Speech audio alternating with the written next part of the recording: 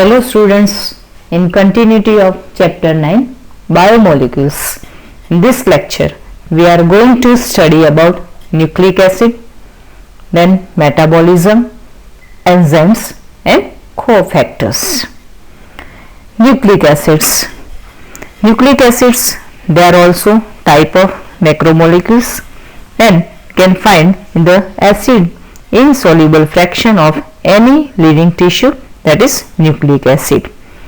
Their nature is acidic and they are present in nucleus. That's why known as nucleic acid. Nucleic acids, they are polynucleotides. With polysaccharides and polypeptides, this comprise the true macromolecule fraction of any living tissue or cell, we can say. For nucleic acids, the building block is nucleotide. Nucleotide, it is having three chemically distinct components. Of these three chemical components, one that is heterocyclic compound, another second is monosaccharide, and the third one is phosphoric acid or phosphate. So, in nucleic acid composition, these three chemical components are present. In heterocyclic compound, in nucleic acid, they are the nitrogenous bases. These nitrogenous bases, they are classified into two types, purines and pyrimidines, adenine and guanine. They are substituted purines and other, it means cytosine, thymine and uracil. They are type of pyrimidine type of nitrogenous bases. So, the component present as a nitrogenous base here in the composition of nucleic acid, that is purine and pyrimidine. Example of purines, adenine and guanine, and pyrimidines, they are cytosine, thymine and uracil.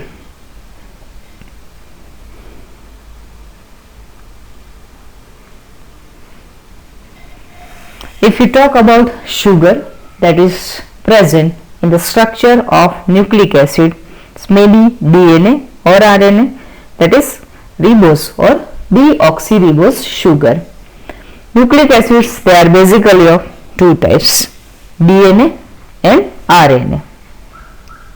Nucleic acid which contain deoxyribose sugar as a component, that is DNA, deoxyribonucleic acid, and the nucleic acid which contain ribose sugar as a component, it is known as ribonucleic acid. So, on the basis of difference of presence of this sugar, deoxyribose sugar, it means nucleic acid is DNA, and in RNA, ribonucleic acid, sugar present is ribose sugar. Nucleic acid, it exhibits a wide variety of its secondary structure. This exhibit in DNA is the famous by Watson and Crick model. Watson and Crick, they scientists, they proposed the standard model for DNA structure. This model, it is about that the DNA exists as a double helical structure and two strands of polynucleotides, they are arranged anti-parallel. So this way, about this structure, nucleic acid DNA is a double helical structure. In this figure, you can see the secondary structure of DNA, that is deoxyribonucleic acid. So, deoxyribonucleic acid, the structure, here you can see this two chain, they are arranged of nucleotide, polynucleotide chain, they are anti-parallelly arranged chain, and this suggests the basic structure, typical structure of DNA.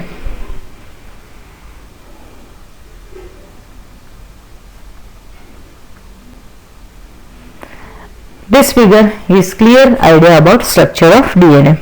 Here you can see in this figure model of DNA, structure of DNA suggested by the scientists Watson and Crick. Here you can see it's a double helical structure. Two strands of polynucleotides are antiparallel. It means that they run in opposite direction. The backbone is formed by sugar phosphate sugar chain. So this way a sugar phosphate sugar chain is a backbone of this entire structure that you can see in this figure also. Nitrogen bases are projected more or less they perpendicular to this backbone but face inside. Adenine and guanine A and G of one strand compulsory base pairs with T and C means thymine and cytosine respectively on the other strand. So this way they form this type of union. A always combine with T thymine and C always this combine with G. So A T and G C. Two hydrogen bonds between A and T and three hydrogen bonds between G and C are present. These hydrogen bonds they are weak in nature.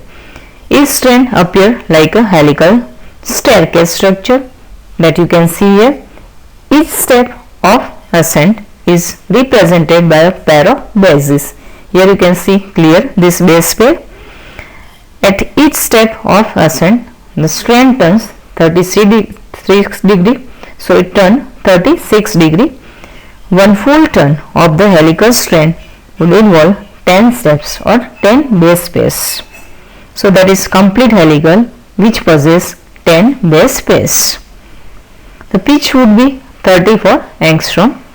The rise per base pair would be 3.4 angstrom because the one complete helical structure that is 34 angstrom, but in between this helix the 10 nitrogen bases pair they are arranged, and that's why the one per base pair it would be 3.4 angstrom.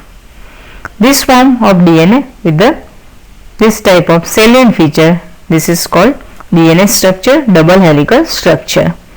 So by studying this figure we can come to know about typical structure, that is double helical structure of this nucleic acid deoxyribonucleic acid. Here we can study clearly two chains, they are antiparallel, helically arranged, and that's backbone of entire structure, that is sugar phosphate bond, and nitrogenous bases they are arranged in base pairs.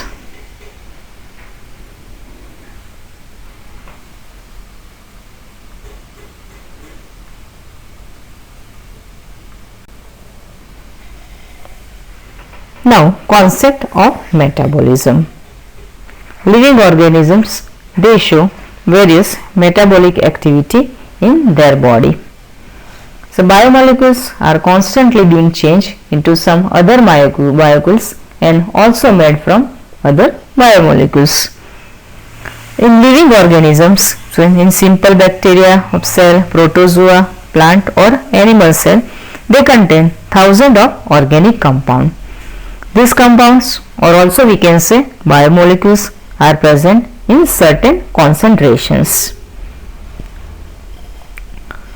One of the greatest discovery that's ever made was the observation that all these biomolecules they have a turnover.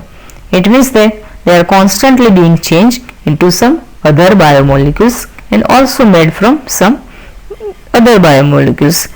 This breaking and making is through chemical reactions constantly occurring in living organism.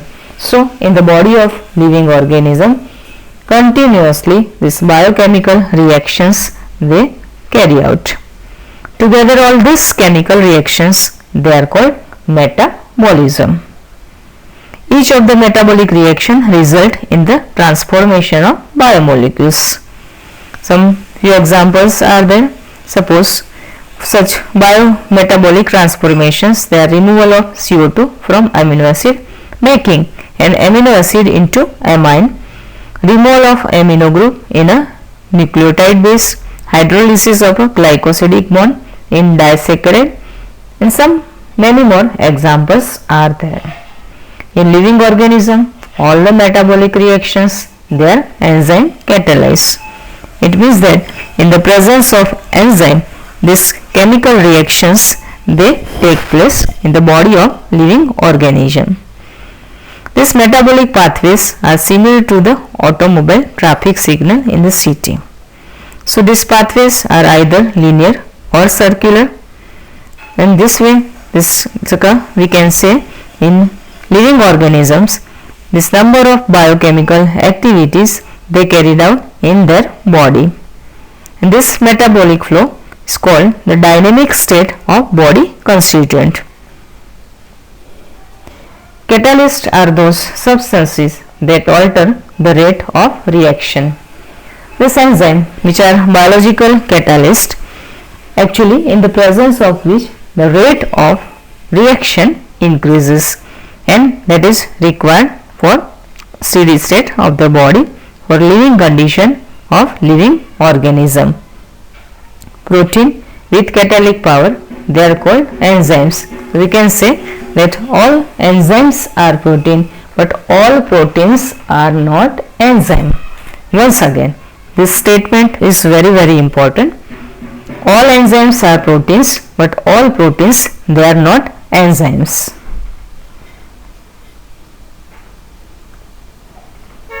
Metabolic basis for living organism. Metabolic pathways, they can lead to a more complex structure from a simple structure. Suppose, for example, acetic acid becomes cholesterol, or it may be it lead to a simpler structure from a complex structure. Suppose, for example, glucose becomes lactic acid in our skeletal muscle. These cases are called biosynthetic pathway or anabolic pathways, the first state, and the second example that constitute degradation, and it is called catabolic pathway. So, catabolic pathway and anabolic pathway, these two pathways occur in metabolic processes. So, simply we can say metabolism is equal to anabolism plus catabolism. Anabolic pathways, they expected consume energy. Assembly of a protein from amino acid require energy input, and catabolic pathway lead to the release of energy. So in one, energy is required, and another, energy is released. For example, when glucose is degraded to lactic acid in our skeletal muscle, energy is liberated at that time. This metabolic pathway from glucose to lactic acid, which occur in 10 metabolic step, and it is called glycolysis process. So in living organisms, they have to trap this energy liberated during degradation and store it in the form of chemical bonds. And as we know, the energy, whenever it is required, bond of this energy is utilized for biosynthetic, osmotic and mechanical work that we perform in living organism. The most important form of energy, it is energy currency in living system, is a bond energy rich chemical called ATP. It means adenosine triphosphate. So most important form of energy currency in living world. All living organisms, they exist in steady state characterized by concentration of each of the metabolites. It means that all biochemical reaction, all metabolic activity in normal condition in the body of living organism, it run in equilibrium state. Living state is a non-equilibrium steady state to be able to perform work. So this way we can say in living organism, these are metabolic basis for their living.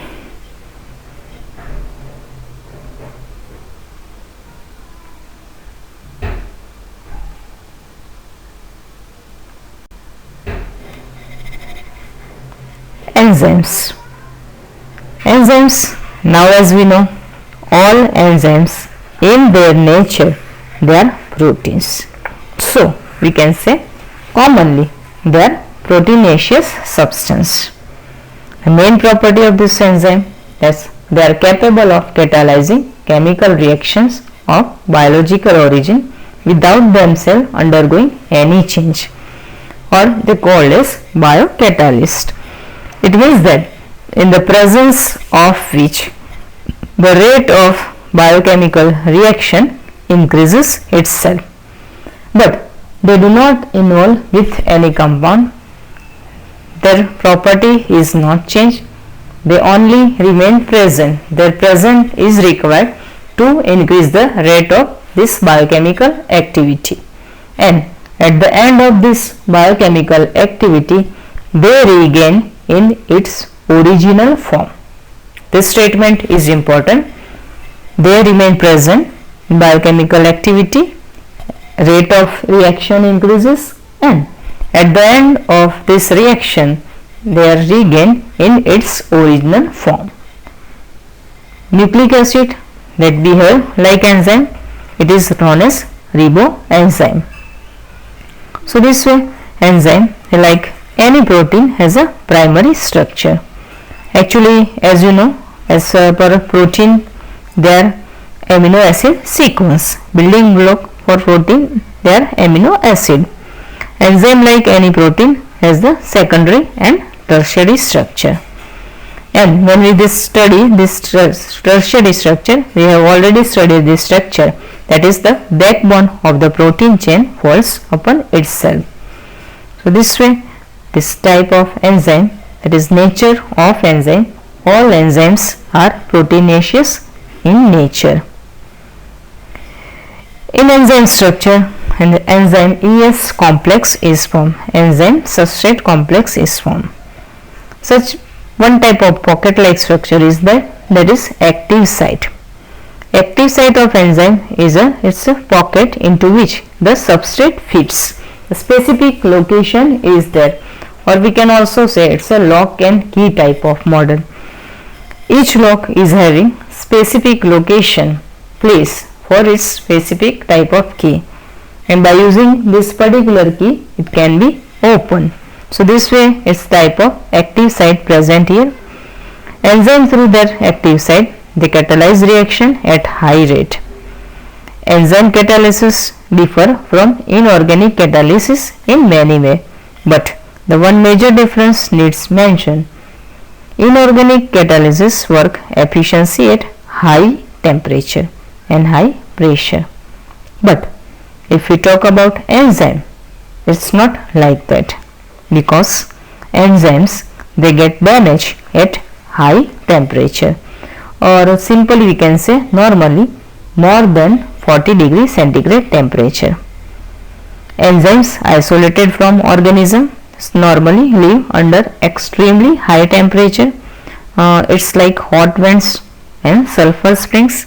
They are stable and retain their catalytical power even at high temperature. It means, for example, 80 to 90 degree centigrade also. Thermal stability is thus an important quality of such enzyme isolated from thermophilic organism, but it is limited up to this type of thermophilic organism.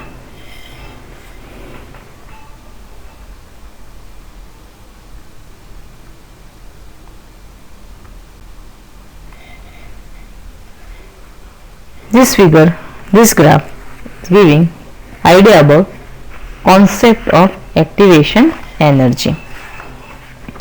Here we can see this potential energy, progress of reaction, about substrate as product P, transition state, activation energy without enzyme, and activation energy with enzyme.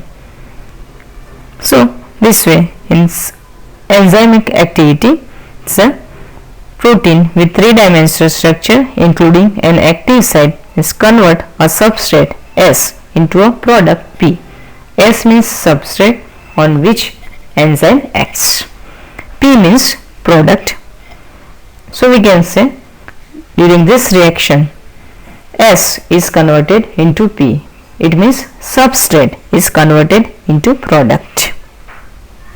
The substrate has to diffuse toward the active site, so thus an obligatory formation of ES complex takes place here. E means enzyme. This complex formation is a transient phenomenon. During the state where substrate is bound to the enzyme active site, a few new structure of the substrate called transition state structure is formed. Very soon after the expected bond breaking making is completed, the product is released from the active site. So E is act on S, it means E plus S, and at the end product, that is P, is formed. So structure of substrate get transformed into the structure of product. The pathway of this transformation must go through the called transition state structure. There could be many more alternate structure states also between the stable structure and product. So this way we can study the concept of activation energy of enzyme. Here you can see the activation energy without enzyme and activation energy with enzyme. Difference you can study here, and in the presence of enzyme the rate of reaction increases.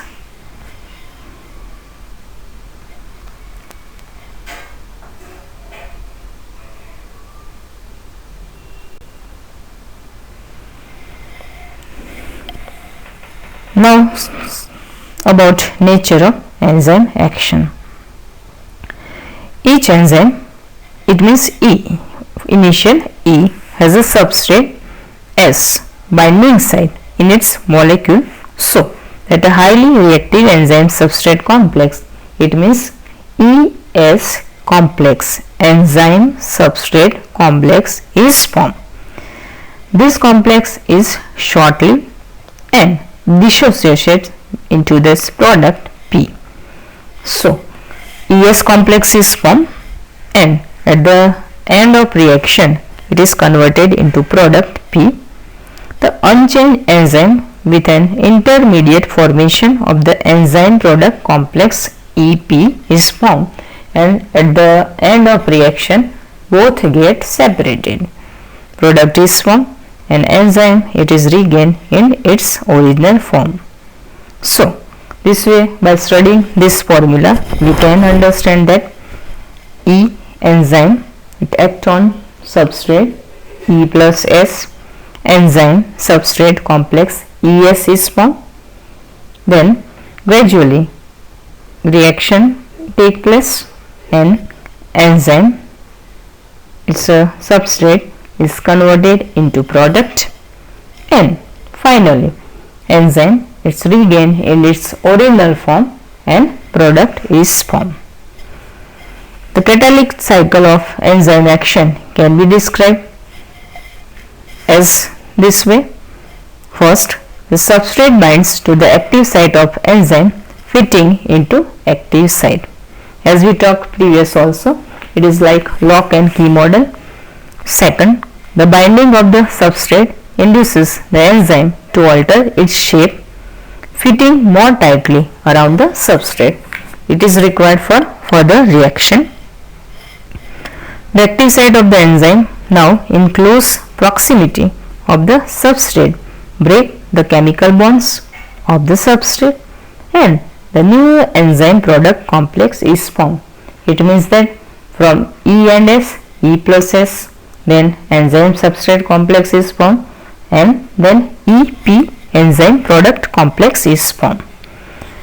Fourth, the enzyme releases the products of the reaction and the free enzyme is ready to bind to another molecule of the substrate and run through the catalytic cycle once again. So this way we can study this catalytic cycle of an enzyme which is carried out by an enzyme. Easily we can understand. That is, first step, the substrate bind to the active site of the enzyme. Second, binding of the substrate induce the enzyme to alter its shape, fitting more tightly. Third, Active site of the enzyme now enclose of the substrate break the chemical bond of substrate, and now EP complex is formed, enzyme product complex is formed, and finally in fourth step the enzyme release the product of the reaction and the free enzyme is ready to bind to another molecule of the substrate and run through the catalytic cycle once again. Major difference between inorganic and organic catalyst is inorganic catalyst works effectively at high temperature and pressure, but enzyme it can get damaged at high temperature. The optimum temperature, average temperature, that is 40 degrees centigrade. External energy required to start a chemical reaction, it is called activation energy.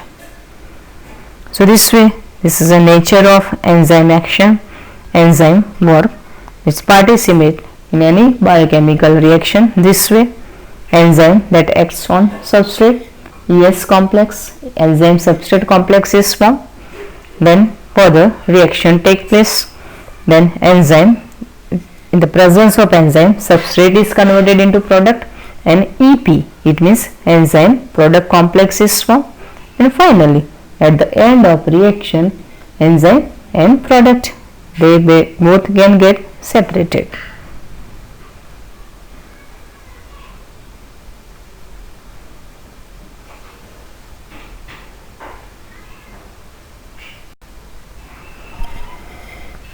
Now some factors they influencing enzyme activity. Activity of enzyme can be affected by change in the conditions which can alter the tertiary structure of the proteins, and they are known as factors influencing enzyme activity. These factors they may be temperature, pH, change in substrate concentration, or binding of specific chemicals that regulate its activity. First factor, that is temperature. Generally, enzymes they function in a narrow range of temperature as well as pH. Each enzyme shows its highest activity at a particular temperature and pH. It is called optimum temperature and optimum pH. Optimum means at which highest activity is observed. Activity decline both below and above the optimum value. This statement is important here. This activity declines both below and above this optimum value. Low temperature preserves the enzyme in a temporary inactive state, but high temperature it destroys enzymatic activity because proteins are denatured by heat. This graph is giving us idea about effect of change in temperature on enzyme activity. Here you can see initially the activity that increases. One stage is achieved where it is on its peak on tip, that is optimum temperature, and then suddenly it declines. So this way this activity of enzyme is carried out at specific temperature only. Over and above this temperature, it means below also and above range also, it affects the reaction.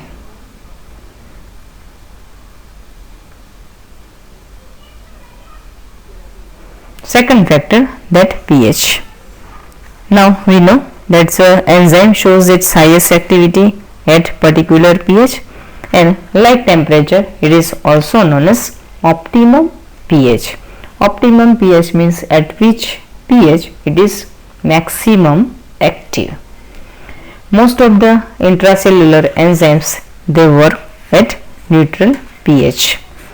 In this graph you can see at optimum range, optimum pH, the highest activity is achieved.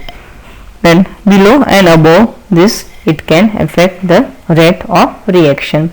So the effect of temperature and pH we can say regarding factors affecting enzymatic activity, that is similar kind of effect.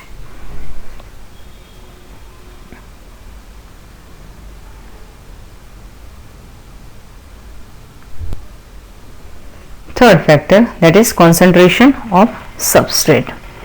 With the increase in substrate concentration, the velocity of the enzymatic reaction rises at first. Reaction ultimately reaches a maximum velocity, that is Vmax in short, which is not exceeded by any further rise in concentration of the substrate. This is because the enzyme molecules are fewer than the substrate molecule, and after saturation of these molecules, there are no free enzyme molecules to bind with the additional substrate molecule. So we can understand the increase in the substrate concentration increase the rate of reaction, but due to occupation of more active sites by substrate, it is not possible. The activity of an enzyme is also sensitive to the presence of specific chemicals that bind to the enzyme. When the binding of the chemical shuts off enzyme activity, the process is called inhibition and the chemical is called inhibitor. It means that process to inhibiting this activity, that is inhibition, and these chemicals, they are known as inhibitors. When the inhibitor closely resembles the substrate in its molecule structure and inhibit the activity of enzyme, at that time it is known as competitive inhibitor. Due to its close structural similarity with the substrate, the inhibitor competes with substrate for the substrate binding site of the enzyme. Consequently, the substrate cannot bind, and as a result, the enzyme action decline. For example, inhibition of succinic dehydrogenase by malonate, which closely resembles the substrate succinate in structure. Such competitive inhibitors are often used in the control of bacterial pathogens. So, these factors like temperature, pH, concentration of substrate and competitive inhibitor, they can affect the enzymatic activity in living organisms.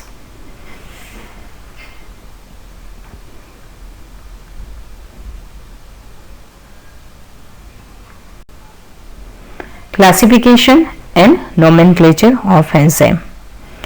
Thousands of enzymes, they have been discovered, isolated and studied also.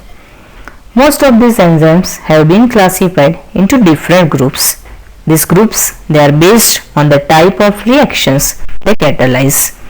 Enzymes are divided into 6 classes, each with 4 to 13 subclasses and named accordingly by a 4-digit number. First, oxidoreductases or dehydrogenases type. These enzymes which catalyze oxidoreduction between two substrates.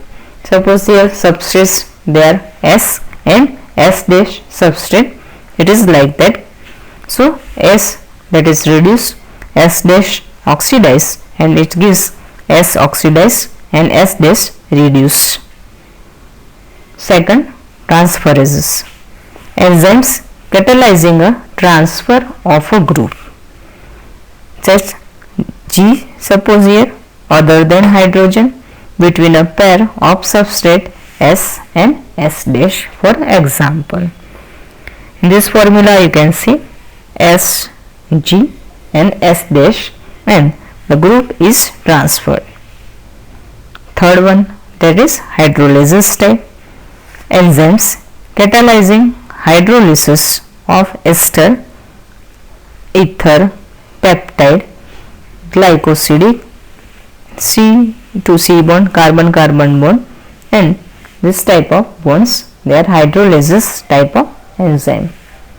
Lysis enzymes, they catalyze removal of groups from substrate by mechanism other than hydrolysis, leaving double bonds. In giving formula, you can see this, check this type of activity of this lysine enzyme that catalyze removal of groups from substrate by mechanism other than hydrolysis and leaving double bonds.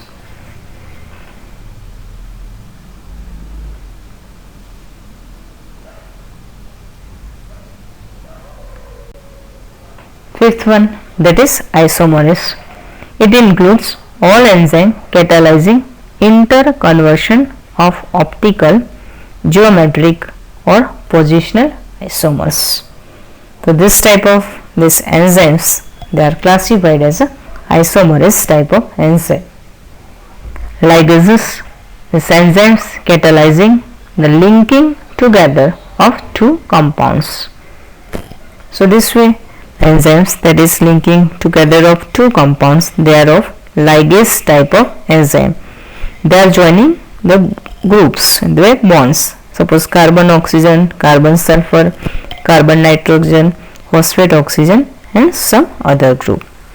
So this way the enzymes, they are divided into 6 classes, and there is this type of classes. Groupism is based on the type of reaction.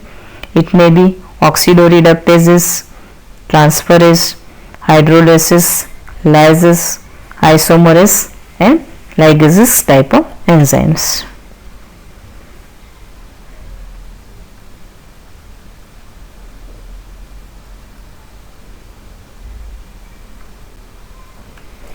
Cofactors. Enzymes are composed of one or several polypeptide chains. There are a number of cases in which non-protein constituent called cofactors are bound to the enzyme to make the enzyme catalytically active. In this instance, the protein portion of the enzyme is called apoenzyme. So we can say they are made up of protein plus non-protein part here, and in this case the protein portion is called apoenzyme. 3 types of cofactors may be identified. First one is prosthetic groups, they are mainly organic compound. Second one is coenzymes, they are organic compound with transit association. And third one, that is metal ion, for example zinc and some other metals. So this cofactor, they are of 3 types: prosthetic group, coenzymes and metal ions.